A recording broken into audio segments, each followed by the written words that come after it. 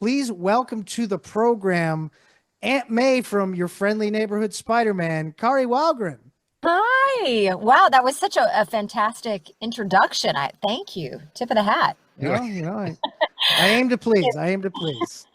Oh my God. So Well, uh, hello, gentlemen. It's so nice to be here. Well, nice to thank you have for you having me. on the show. Thank you for coming on. Kari, of course, Friendly Neighborhood Spider-Man. All 9 episodes have come out of the first season. You play Aunt May on the show. And what I really like about this Aunt May is that you get this is the first Aunt May that we get to see that we kind of see how they're still dealing with Ben's death.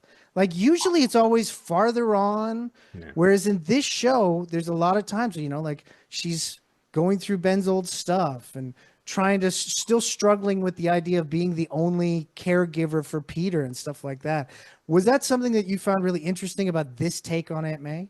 Very much. In fact, I got goosebumps as you were saying that because yeah, you're right. Like usually when you see that and hear about it in the lore, enough time has passed that they're sad, but they're not actively grieving it. And so it made for some really emotional and lovely scenes in the show that were just as an actor really fun to play, you know.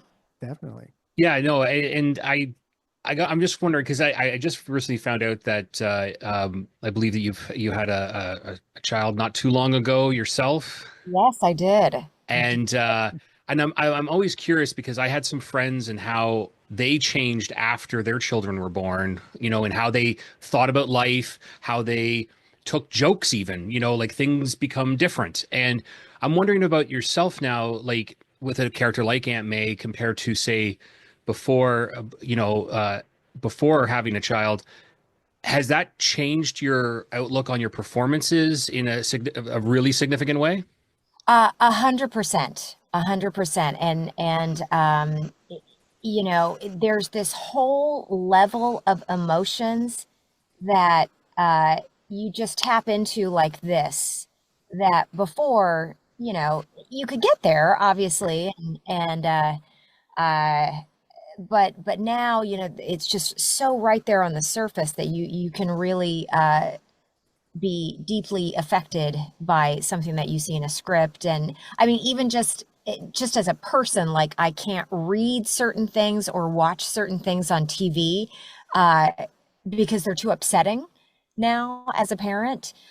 So definitely from the acting side, there's something more layered, I think, that I bring to a lot of roles now that I've become a parent. So, and so this was actually, and here's the funny thing, I've been joking to some friends of mine that I'm in my matriarch era right now because I've been playing all of these moms and maternal figures and grandmas. Even I'm playing a grandma on this Netflix anime called Dandadan or Hmm. Dondadan, and she's a sexy granny and really just kind of jaded and burnt out on a lot of things. And so, yeah, there's like, I think even just the universe or something kind of picks up when you become a parent because you start bringing something different to your auditions, even. So, yeah, it's changed a lot of things. Yeah, I got to imagine it's also changed your sleep schedule, which also then begs the question, how do you continue to work? I was counting your credits before we went on air just for 2024, and I was like, it was like 32 or 33, something like Yeah, that. you've Like you've had more shows, credits than some people shows. have had hot lunches. I'm telling you. Yeah, Bless like, you. and Uh, the secret is naps and help. That's what it is, guys. Honestly, I had to take a nap before this interview because I knew that I was going to have the evening stretch later after this right. with the wee bairn. So it's just like if I don't take a nap, I'm not gonna make it. So It's funny. Green also took a nap before the show, but I for no reason except that that's his nap time. That's it. yeah, I always say, if you don't nap at least 20 hours a day, you're not doing life right. That's right. That's He's he's I he's our koala. yeah. oh my gosh, one of my best friends has nicknamed me the koala. Oh, That is hysterical. Yes, I feel that on a deep level. That is so freaking funny. Yeah, my friend calls me the koala. That's Huh. hilarious. We got an email in from a Brandon D who says, tell Kari, Brandon Diaz says hello, how's she doing, and to stay safe. Thank you. Oh, that's very sweet. That's very sweet. There Thank we you. go. So we got one email in there. But yeah, the other thing, the thing that I found interesting, because the evolution of Aunt May, the evolution of these characters, how they keep, because they keep coming back, different iterations and everything like that.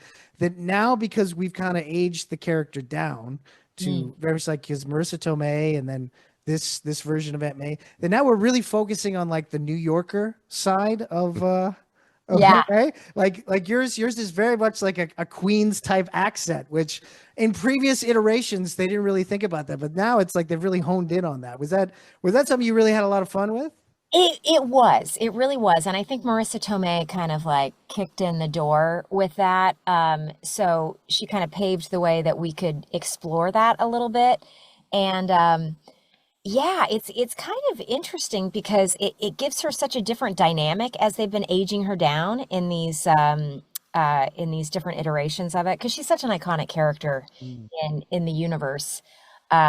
So as they've been aging her down, I find that like just the way she relates to Peter and how she's dealing with everything that's going on, I don't know, I think it makes it a little bit more interesting. And so definitely because they were diving into some of the city storylines and stuff like that, they were like, yeah, let's push that a little bit more with the accents. So it was a lot of fun. Well, and speaking of that, it's not just that accent. You also do the voice of Roxana Volkov in this, so you get to do another accent in the show as well. Doing a little bit of. Yeah. I'm assuming it's supposed to be Russian, if I remember correctly. Vaguely Eastern European. Right. I Okay. think There that you was go. I think that was the note. Yeah, Right. that's the safe way to go about it. Yeah, yeah. Definitely. Right? Yeah. Yeah. So yeah. You know, It's always fun. It's always fun to get to do that, and it's a challenge, and it kind of shakes things up for me as an actor. So yeah, because like looking at your career, like it isn't just you doing your voice. Obviously, you're doing tones and inflections and accents, and and I for yourself, like how or is it one of those things that you come naturally to, or do you like you see like a show or a movie and you're like you hear an accent and you go, oh, I could maybe use that in my toolbox. Then you try and like learn how to do that, or is this just something more job specific for you? I mean, I know some voice actors who have a really cool built-in voice, or they're just a really good actor, so they will use their pretty much their natural voice, but they're such good actors that they can do it. For me, I've always loved the versatility or the challenge of doing as many different things as possible. And so with voices and with accents specifically, I think I was always kind of listening to that as I was growing up. And then I do remember when I was a theater major in college, and we had a dialects class, which was super helpful. And it's been funny because I would still refer back years after that class to some of the material that we had, and I remember that there were certain accents where I never quite got it in college, but then I'd go back to it years later for an audition or something, and then something would click. And I guess I'm always kind of listening. And if I hear somebody with kind of an interesting accent, I'll get to talking with them about where they're from. Or when I travel, I'm always trying to listen to accents. There's a couple that I'm really bad at, like just so terrible. But I try. I try, and I love it. Hey, well, all you can do is try, That's right? that's all we ask. Yes, Exactly. that's all anybody can ask. Totally. Yeah. We got another email in from Francis E that says, "Hey geeks, what a talent! Kari is so fantastic. And then for the film we're reviewing later, a 10 for my dead friend Zoe. Thank you very much.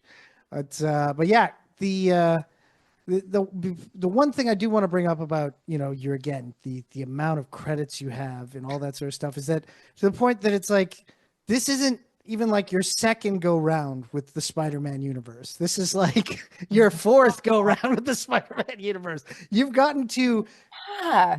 put your mark on different characters in the universe, and like Mary Jane, Gwen Stacy's mother. Yes. Yeah, and so it's like you've had your hands in this, and I know that you've been, since you were a kid, a long time comic fan. Did you Yes. ever think there was like, oh wow, I'm going to be able to have my imprint on multiple characters in these worlds? Well, first of all, no, no. That's the very short answer. But I was a huge comic book fan growing up, and at our local library, they would have big compilations of certain comics, and I know I checked the Wonder Woman one out so many times that the book fell apart and then pulled off the shelves. So, so definitely over the years, as I've gotten to play some of these characters, it's very important for me to do a good job and do the best that I can because I love the characters too. I remember when I booked Emma Frost, like I was very nervous about that and really wanted to do a good job because I loved that character so much in the whole X-Men world. So with the Spider-Man universe, I mean, to get to play all of those heavy hitter, iconic characters, I mean, I geek out really hard. When I get the email saying you've been cast as something, I have to like, okay, I'm gonna take a minute and leave the room and just scream my head off because it's super exciting for me as a fan. So yeah, I take it seriously of wanting to do a good job because I love those characters too. Of See, course. now what you just said, that makes me happy to hear that even with all of the credits you have, you still get job opportunities where you squeal as if it's Christmas morning and you're 6 years old again, kind of thing. Absolutely. And the Aunt May one was for sure one of those as well. Like I think I legitimately went into another room and kind of squealed. Well, you don't want to wake the baby up, right? So You have to be like, yeah. That's why you got the sound booth, right? Like it's not for the voice acting. It's exactly. Yeah. Yeah. Yes. No. Yes. That's a sweet looking sound booth. It is. I love it. It's my precious. It's my precious.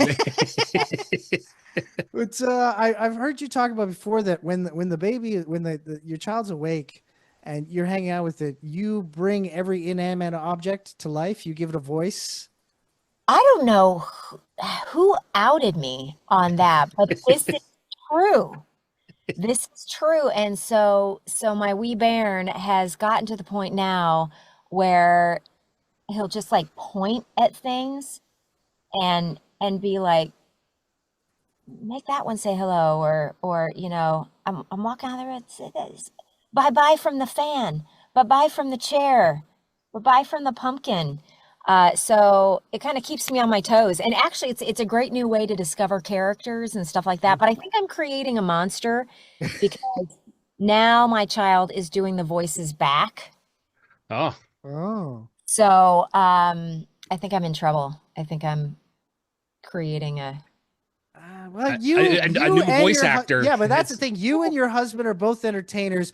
Yeah. There's a very good chance your kid is going to become an entertainer as well, or become an accountant. Those are the two roads. Exactly. Exactly. It's going to be one or the other. Yeah. We might be pushing for the accountant route just because. But yeah, we see signs. The writing is on the wall that there might be some creativity there. Hey, let's have generational talent within the voice acting industry. Like why not, right? It's ripe for that.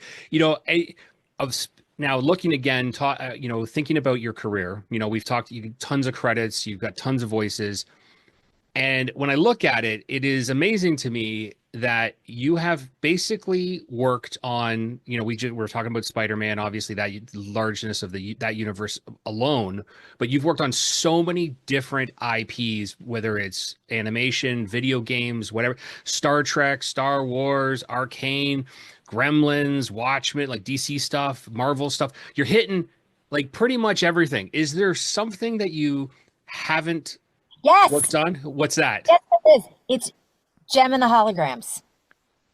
Oh my gosh. That would be awesome. I had at least one of the dolls. I watched the cartoon way back in the day.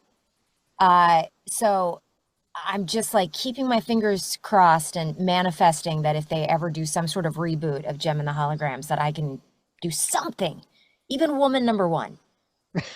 Hey, I'm all on board. Because like I just recently was on YouTube the last few weeks, and I end up because I did how YouTube algorithms go. I watch one, then you get the next 50 videos in a row, and it was because I was watching one of these top 10 '80s cartoons that you have forgotten, right? And I start watching, and I was like, no, I watched that.